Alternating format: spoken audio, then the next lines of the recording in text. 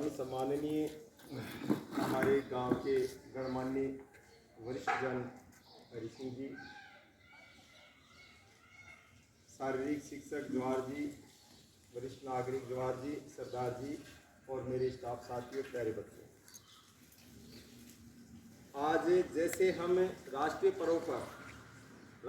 पर्व पर हम हमारे विद्यालय में उत्सव मनाते हैं, उसी तरह सत्रांत पर्यंत यह हम एक कार्यक्रम आयोजन कर रहे हैं जिसमें नामांकन वर्ग अपने राज्य में CTS के हिसाब से घर घर जाकर हमने सर्वे किया है कि कौन बच्चा कहाँ पढ़ रहा है, कौन नहीं पढ़ रहा।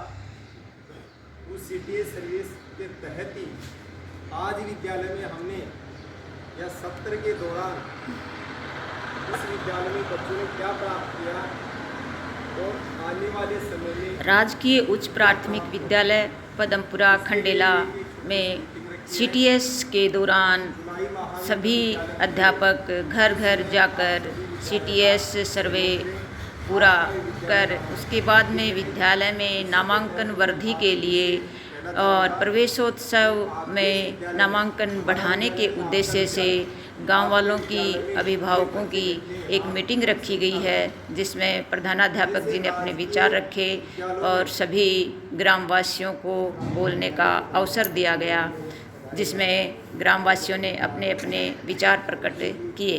सुनिए।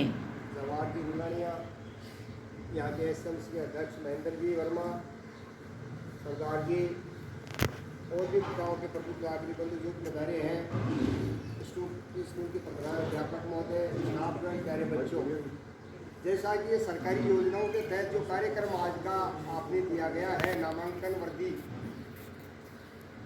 प्रोग्राम, मैं तो ये कहूँगा कि आपके बच्चों में कहीं कोई कमी नहीं है, आपके स्टाफ में कहीं कोई कमी नहीं है। स्टाफ बिल्कुल RPSC सेलेक्ट होकर के आया है, तरासा हुआ स्टाफ है। निजी स्कूलों के अंदर अगर आप अपने बच्चों को भेजोगे तो मैं कह रहा हूँ कि निश्चित रूप से 10वीं क्लास पास पकड़ दे, मैं थोड़ी खड़ी हूँ पीछे, बस अठी रख। एक फर्क यही है, जैसे मैंने कहा कि बच्चों को समाज, बच्चों के अगर आप उसके ऊपर थोड़ा सा ध्यान देंगे हर क्षेत्र के अंदर, एक कहते हैं अंग्रेजी के अंदर कहते हैं, आप अंग्रेजी के बारे में बच्चों को बताया अभी कि discipline is the first step of the successness. अनुशासन सफलता की पहली सीढ़ी है, हिंदी में ऐसे बोलते हैं उसको। अनुशासन के बिना कोई भी कार्य संपन्न नहीं किया जाता है। हमारे घरों के अंदर अगर अपन खेती का कार्य भी करेंगे, अनुशासित रह के करेंगे तो उस कार्य को जल्दी अंजाम दे दिया जाएगा, उसमें सफलता जल्दी प्राप्त करेंगे।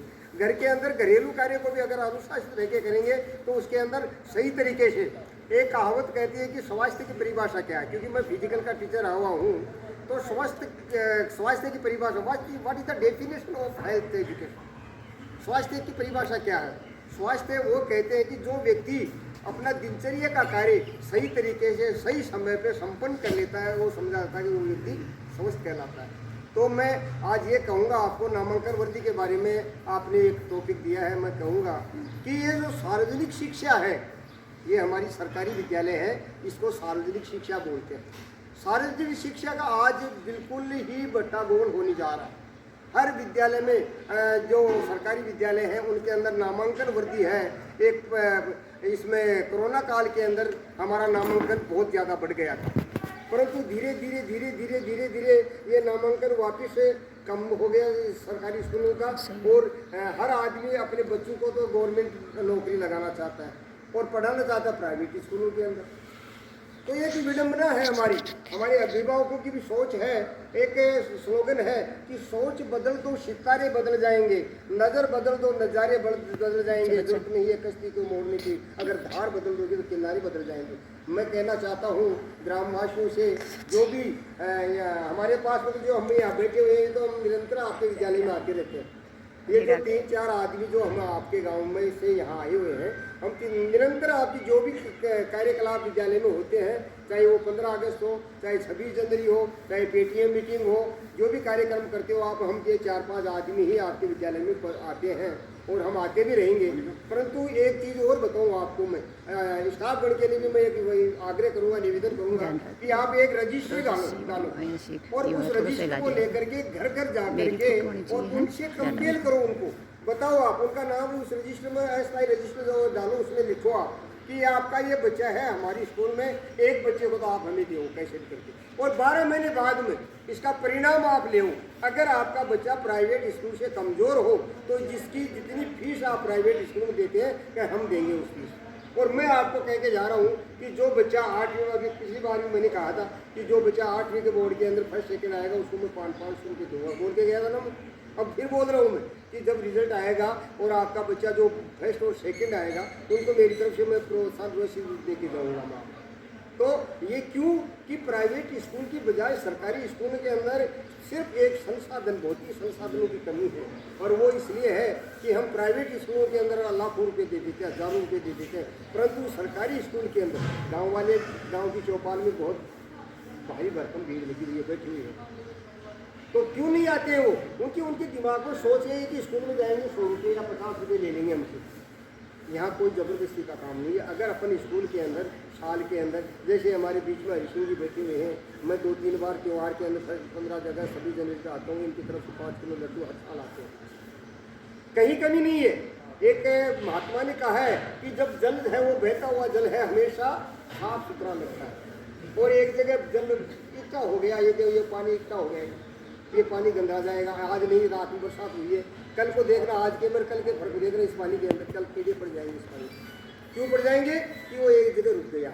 इसी प्रकार से हमारा धन भी जो है ना, वो एक जगह रुक जाता है, वो गंदा जाता है, वो किसी काम में नहीं आएगा, वो कहीं ना कहीं खुद लाएगा, उसके दिमाग में, पैसे वाले के दिमाग में कहीं ना कहीं तुरापास हो। तो इसलिए धन को भी अच्छे कामों में, अच्छे काम का मतलब है ये सरस्वती का मंदिर है, अगर इसके अंदर भी अपन 100-200-500 रुपये लगा दें तो कहीं कमी नहीं आए किसी बच्चों के विकास के लिए।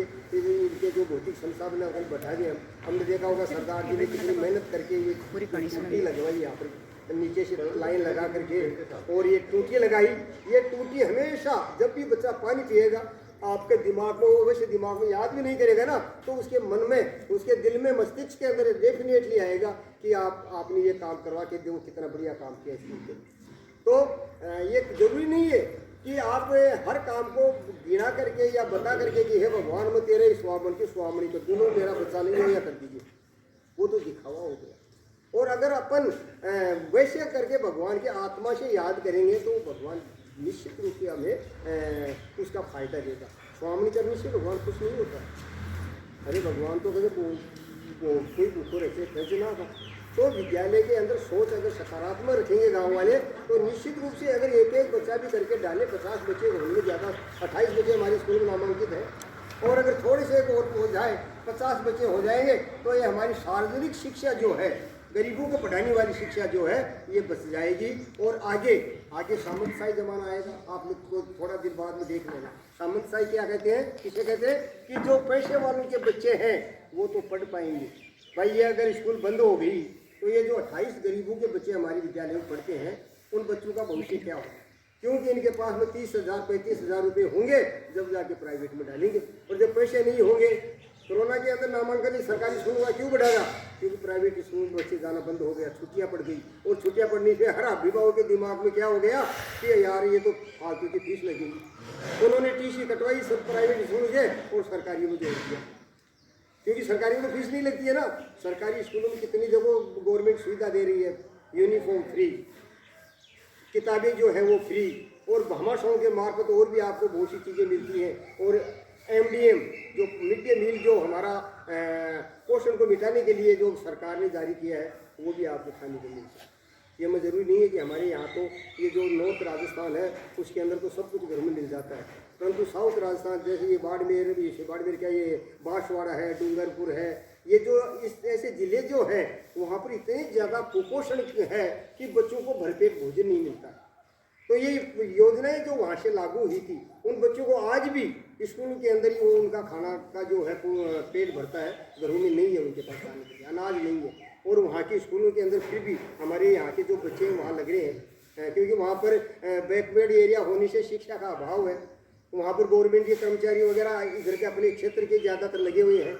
उनको पूछो जा करके आप कि उनके बच्चों की क्या स्थिति है, वहाँ के गाँव के रहने वालों की क्या स्थिति है। तो अगर ऐसा ही चलता रहा तो आगे जाके सार्वजनिक शिक्षा बिल्कुल बंद हो जाएगी। और ये जो प्राइवेट स्कूल है, निजीकरण है, गवर्नमेंट तो चाहती यही है। आज सरकार की सोच डायरेक्ट तो नहीं है, परंतु इनडायरेक्ट सोच यही है कि हर क्षेत्र को अगर निजीकरण में दे देंगे तो देखा होगा आपने इस स्कूल में निजीकरण में RT के तहत अभी फॉर्म चल रहा है डेली कि RT का जो पुनर्भ्रमण है वो सही आंकड़े नहीं जा रहे हैं सरकार के पास। 25% स्कूलों का जो नामांकन के आधार पर 25% जो RT के तहत सरकार पैसा उनको किस्त देती है किसको, प्राइवेट स्कूल वाले, और वही प्राइवेट स्कूल वाले क्या करते हैं कि बच्चों से भी ले। तो इनका सपोर्ट है। स्कूल खुलने के बाद जुलाई के फर्स्ट वीक में जो है हम पुरजोर तरीके से ग्रामीण के बीच में जो एरिया वहाँ चौपाल पे हम ये मीटिंग रखेंगे और एक प्रेरक प्रसंग के माध्यम से विचार कैसे बदलते हैं। अगर आपने सोच लिया कि हार गए तो आप हार गए, आपने सोच लिया कि जीत गए तो आप जीत गए। तो अगर आप ये सोच लोगे कि विद्यालय में, सरकारी विद्यालय में पढ़ाई नहीं होती तो रियल में नहीं होती, और आप सोचोगे कि वास्तव में यहाँ टैलेंट है, प्रतिभाएं हैं तो होती है। एक बार घर में एक महिला बिलोने में दही बिलो रही थी, तो उसमें दही बिलोते वक्त वर्षा ऋतु का दिन था। अब 2 मेंढक कहीं से आ गए और वो उस बिलोने में गिर गई। अब देखो दोनों की मानसिकता, एक मेंढक 5 मिनट बाद में उसकी डेथ हो गई। ये एक साइंटिफिक लॉजिक है कि अगर मेंढक दही में गिर गया तो अगर उसकी स्टील के दही लग जाएगा तो वो साइंटिफिक लॉजिक है, वो मेंढक मर जाएगा। तो उसने तो ये पहले ही हाथ खड़े कर दिए कि मतलब बहुत ऊंडे तालाब में गिर गया और मेरा बचना मुश्किल है, और वो 5 मिनट में डेथ हो गई। दूसरा मेंढक ये सोचा कि मरना तो निश्चित है, कुएं में तो गिर गए, लेकिन क्यों ना थोड़ा प्रयास किया जाए, और वो मेंढक उछलता रहा, उस दही में उछलता रहा। कुछ समय बाद में वो ज्यादा उछला तो उस दही का क्या बन गया, घी। जैसे ही घी बना वो मेंढक उस घी के ऊपर आ गया और छलांग लगा के मिट्टी के बाहर रख गया। तो क्या हुआ, विचार और सोच। आपने सोच लिया कि मैं कुछ नहीं कर सकता, आप कुछ नहीं कर सकते। आपने सोच लिया है कि वो कोई भी लक्ष्य मनुष्य के साथ से बड़ा नहीं, डरा वही जो लड़ा नहीं। तो हम पॉजिटिव सोच के साथ नए सत्र में हम प्रयास करेंगे, पुरजोर तरीके से गांव के बीच में मीटिंग रखेंगे और आगामी सत्र में कुछ क्रियात्मक गतिविधियां भी विद्यालय में आयोजित करेंगे जो हम हमेशा करते आ रहे हैं। अन्य जो करिकुलम एक्टिविटियां हैं, सरदार जी वगैरह एनी टाइम आप ये इन्वॉल्व रहते हैं। खेल का भी पूरा विद्यालय में सामान आ चुका। कंस्ट्रक्शन स्ट्रक्चर जो भी आप देख रहे हो, हमेशा से ही विद्यालय में इसकी कभी कोई कमी नहीं रही। ब्लॉक वगैरह देख लो आप, ये रूम वगैरह है, जवार जी वगैरह इनके प्रयास से ये भी तैयार हो गया। लेट बाथ वगैरह भी बिल्कुल एक्यूरेट है, पाइपलाइन वगैरह से पानी की पूरी सप्लाई है, पूरी सुविधा है। लेकिन फिर भी लाखों रुपए प्राइवेट स्कूल में डाल रहे हैं। अपने को स्कूल तो चाहिए प्राइवेट और कॉलेज चाहिए अपने को गवर्नमेंट। जवाहरलाल नेहरू यूनिवर्सिटी में दाखिला चाहिए, उसके लिए अपन बड़े से बड़े नेता के पास चेक लगा देंगे, लेकिन जो फाउंडेशन है वो आपका कमजोर हो रहा है, उस पर कोई ध्यान नहीं दे रहा। सरकारी विद्यालय से पढ़े लिखे झोपड़ी से खोपड़ी निकलती है। आप सोचो अपनी बार यूपीएससी टॉपर सारी महिलाएं उत्तर प्रदेश की सरकारी स्कूलों से निकली थी। हिंदुस्तान की सबसे बड़ी एग्जाम में महिलाओं ने दबदबा कायम किया, वो सब सरकारी स्कूल से। तो उनमें वास्तव में फाउंडेशन होता है, उनमें बेसिक नॉलेज होता है, उनमें कॉन्सेप्ट होता है, उनमें संस्कार होता है। लेकिन संस्कृति क्या हो गई, पश्चात आ गई, फॉरेन कंट्री की शिक्षा आ गई इंग्लिश में। रियल स्थिति ये है कि बच्चा प्रिंसिपल बोल रहा है, पेरेंट्स बोल रहा है, मदर फादर बोल रहा है, लेकिन उसको बोले माताजी का नाम क्या है उसको पता नहीं, पिताजी का नाम क्या है वो नहीं पता, 63 लिखना नहीं आ रहा, 63 नहीं पता, 63 बोल देगा। अब आप ही देख लो, जब मैन परीक्षाएं आगे आगे होंगी वहाँ ये सब टाइप फिक्स हो जाएंगे और वही पर्सन सरकारी स्कूल के रूल होगा। तो मैं यही कहना चाहूँगा कि सभी अभिभावक जो यहाँ आए हैं और ग्रामीण जन वो हमारा इसमें सपोर्ट करेंगे। और मानसिकता बदलने में जब तक विचार, जब भी देश में क्रांति आई है वो हथियार के दम पे नहीं आई है, विचार के दम पे आई है। रोजा लग्जमबर्ग जो जर्मनी की हिटलर तानाशाही थी, उसने विचार के दम पर पूरी जर्मनी में तानाशाही पैदा कर दी। तो जब तक विचार नहीं बदलेंगे, जब तक ब्रेन वॉश नहीं होगा, तब तक इसमें परिवर्तन नहीं होगा। तो अपने को घर घर जाके लोगों को समझाना है, उसका फीडबैक बताना है, प्लस माइनस बताना है। वो कॉन्सेप्ट समझ में जब आएगा ना, जब अभिभावक निर्णय ले पाएगा कि हाँ कहाँ हुआ है। रिजल्ट दिखाने से कोई मतलब नहीं है, 90% आ रहे हैं, 80% आ रहे हैं। जब फेल करने का 8वीं तक नियम नहीं है तो फिर उसमें परसेंटेज का क्या उचित करा। तो अपने को मानसिकता बदलनी है, उनके फीडबैक बताने हैं, उस पैसों को बचाना है।